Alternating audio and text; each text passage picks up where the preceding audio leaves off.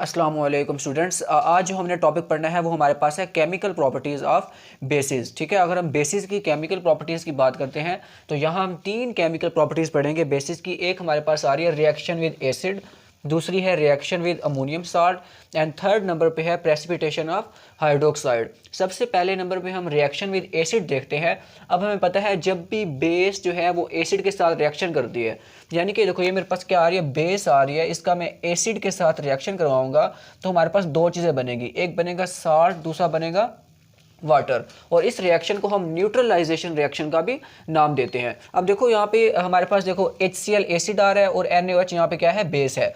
होगा क्या, जो Na है वो Cl के साथ मिलकर क्या बना देगी, NaCl, जो कि हमारे पास क्या है, साल्ट है। उसके बाद जो H है वो इस OH के साथ कंबाइन होकर वो क्या बना देगा, H2O, यानी कि जब भी HOH के साथ कंबाइन होता है तो हमारे पास क्या बनता है, H2O बनता है जो कि वाटर है। ठीक है, उसके बाद देखो यहाँ पे एक और एसिड आ रहा है, एसिड हमारे पास आ रहा है HNO3 और बेस हमारे पास आ रही है KOH। तो हम यहाँ पे बेस का एसिड के साथ रिएक्शन करवा रहे हैं तो जो K है, जो पोटाशियम है, ये NO3 के साथ मिलकर क्या बना देगा, KNO3, यानी कि पोटाशियम नाइट्रेट, जो कि एक साल्ट है। अब जो OH है वो H के साथ कंबाइन होकर क्या बना देगा, H2O जो है वो बना देगा। अब इस रिएक्शन को हम किसका नाम देते हैं, न्यूट्रलाइजेशन रिएक्शन का भी नाम देते हैं। ठीक है, अगर न्यूट्रलाइजेशन रिएक्शन की डिफाइन आती है तो आप क्या बोलोगे कि जब भी हम एसिड का रिएक्शन बेस के साथ करवाते हैं तो हमारे पास क्या बनता है, साल्ट बनता है एंड वाटर बनता है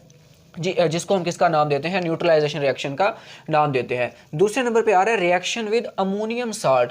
अमोनियम साल्ट यानी कि ये देखो हमारे पास यहाँ पे अमोनियम क्लोराइड आ रहा है, अमोनियम सल्फेट आ रहा है, यानी कि वो वाले साल्ट जिसमें अमोनियम आयन मौजूद हो, NH4 पॉजिटिव, ये वाला जो आयन मौजूद हो, उन साल्ट को हम किसका नाम देते हैं, अमोनियम साल्ट का नाम देते हैं। तो जब भी हम बेस का रिएक्शन अमोनियम साल्ट के साथ करवाते हैं तो हमारे पास यहाँ पे क्या होता है, जो अमोनिया गैस NH3 गैस जो है वो क्या होती है, लिबरेट होती है, यानी कि वो खारिज हो रही होती है। अब देखो हम यहाँ पे रिएक्शन करवाते हैं, वो कहते हैं जब हम अमोनियम क्लोराइड जो कि अमोनियम साल्ट है, इसका रिएक्शन NaOH बेस के साथ करवाते हैं तो हमारे पास क्या होता है, देखो यहाँ पे Na जो है वो Cl के साथ कंबाइन होकर क्या बना देगा, NaCl बना देगा। प्लस हमारे पास क्या बनेगा, ये देखो यहाँ पे हमारे पास देखो यहाँ पे अमोनियम आयन बेसिकली हमारे पास क्या है, NH4। ठीक है, इसके ऊपर प्लस चार्ज होता है। अब यहाँ से जो हमारे पास OH है बेस का, वो यहाँ से अमोनियम से एक हाइड्रोजन लेके क्या बना देगा, H2O बना देगा। ठीक है, अगर अमोनियम NH4 जो है, यहाँ पे NH4 आ रहा है, यहाँ से एक हाइड्रोजन जो है वो OH के साथ कंबाइन होकर वाटर बना रहा है, तो पीछे नाइट्रोजन के साथ जो है यहाँ पे 3 हाइड्रोजन रह जाएंगे, यानी कि NH3 जो है यहाँ पे क्या हो जाएगी, लिबरेट हो जाएगी, ये वाली जो गैस है ये यहाँ पे खारिज होगी। ठीक है, तो सिंपल हमारे पास जब भी अमोनियम साल्ट का हम बेस के साथ रिएक्शन करवाते हैं हमारे पास साल्ट बनता है, वाटर बनता है, प्लस हमारे पास अमोनिया गैस जो है यहाँ से क्या होती है, खारिज होती है। इसी तरह देखो हमारे पास एक और अमोनियम साल्ट आ रहा है जो कि अमोनियम सल्फेट है, और कैल्शियम हाइड्रोक्साइड CaOH ट्वाइस जो कि बेस है। अब यहाँ पे क्या होगा, देखो जो कैल्शियम है ये SO4 के साथ कंबाइन होकर ये क्या बना देगा, CaSO4 बना देगा। प्लस साथ हमारे पास क्या बनेगा, ये देखो अगर देखा जाए तो इसमें अमोनियम सल्फेट में NH4 2 है, यानी कि हमारे पास एक NH4 आ रहा है, दूसरा NH4 आ रहा है। ठीक है, अब देखो यहाँ पे अगर देखा जाए तो यहाँ पे हमारे पास OH भी 2 है। ठीक है, OH भी हमारे पास यहाँ पे कितने हैं, 2 OH आ रहे हैं और 2 हमारे पास यहाँ पे क्या आ रहे हैं, अमोनियम आयन आ रहे हैं। अब देखो एक OH जो है यहाँ से एक हाइड्रोजन लेगा, ठीक है, और क्या बना देगा, यहाँ पे वाटर बना देगा। ठीक है, अब दूसरा जो OH है वो यहाँ से दूसरे से एक हाइड्रोजन लेगा और वो यहाँ पे क्या बना देगा, वाटर का एक मालिक्यूल, यहाँ पे दो, यानी कि 2 मोल हमारे पास यहाँ पे किसके बन जाएंगे, वाटर के बन जाएंगे। प्लस अब देखो इस अमोनियम आयन में से भी एक हाइड्रोजन जो है वो निकल चुकी है, पीछे 3 हाइड्रोजन बच गई हैं।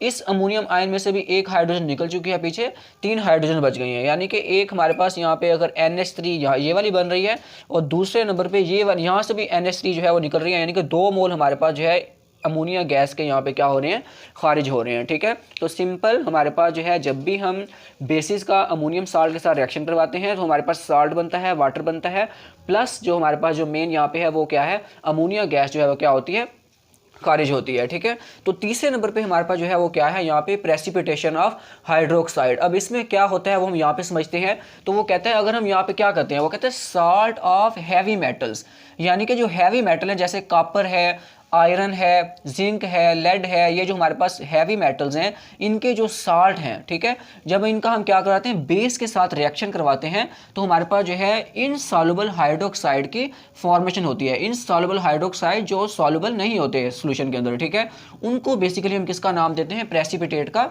नाम देते हैं। मैं आगे भी आपको समझाता हूं। जैसे एक मिसाल है, हमारे पास जो है ना हैवी मेटल कॉपर है, इसका साल्ट क्या है, कॉपर सल्फेट CuSO4।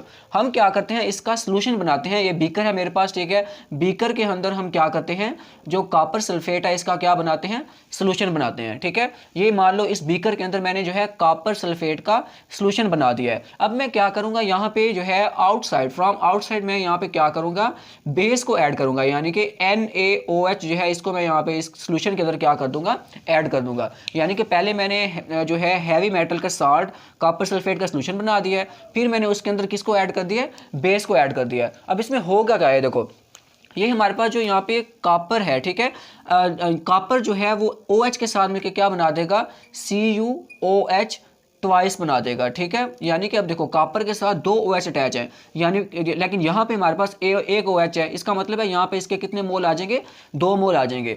बाकी पीछे क्या बचा है, SO4 बचा है और यहाँ पे सोडियम। अगर हमने 2 मोल लिए हैं तो सोडियम भी यहाँ पे 2 होंगे, तो दोनों सोडियम SO4 के साथ मिलकर क्या बना देंगे, Na2SO4 बना देंगे। अब ये जो हाइड्रोक्साइड बना है ये क्या होता है, इनसॉल्युबल होता है। ये क्या होता है, इनसॉल्युबल होता है।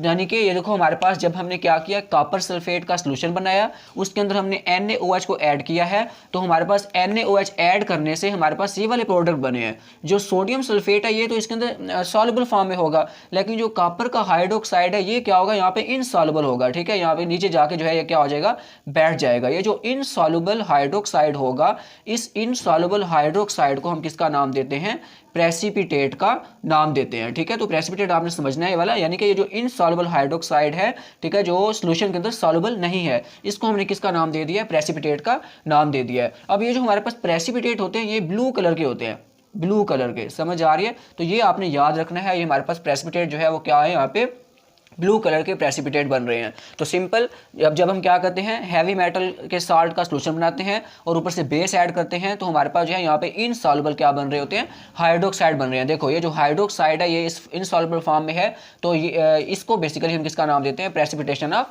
हाइड्रोक्साइड का। अब देखो नेक्स्ट हमारे पास क्या आ रहा है, देखो जब हम आयरन सल्फेट का NaOH के साथ रिएक्शन करवाते हैं, तो जो आयरन है OH के साथ मिलकर क्या बनाता है, FeOH ट्वाइस बना देता है। यानी कि एक आयरन के साथ 2 OH अटैच है, यहाँ पे हमारे पास एक है, तो हम यहाँ पे इसके 2 मोल जब लेंगे तो हमारे पास इसका मतलब है यहाँ पे OH कितने हैं, 2 हैं। तो 2 OH आयरन के साथ मिलकर क्या बना रहे हैं, आयरन का मतलब हमारे पास हाइड्रोक्साइड बना रहे हैं। अब ये जो है यहाँ पे क्या बनाता है, प्रेसिपिटेट बनाता है। प्रेसिपिटेट को हम शॉर्ट फॉर्म में PPT भी लिखते हैं। अब इसका कलर क्या होता है, इसका हमारे पास डर्टी ग्रीन कलर होता है, डर्टी ग्रीन। यानी कि जो है सिंपल, जब हम क्या करेंगे उसके बाद जो है क्या बनेगा, जो हमारे पास Na है वो SO4 के साथ मिलकर क्या बना देगा, Na2SO4 जो है उसकी क्या हो जाएगी, फॉर्मेशन हो जाएगी, ठीक है। यानी कि हमने FeSO4 का जब हमने सॉल्यूशन बनाया, ऊपर से बेस NaOH को ऐड किया, तो हमारे पास FeOH ट्वाइस का यहाँ पे क्या बन जाएंगे, प्रेसिपिटेट बन जाएंगे। नेक्स्ट देखो ZnCl2 और NaOH।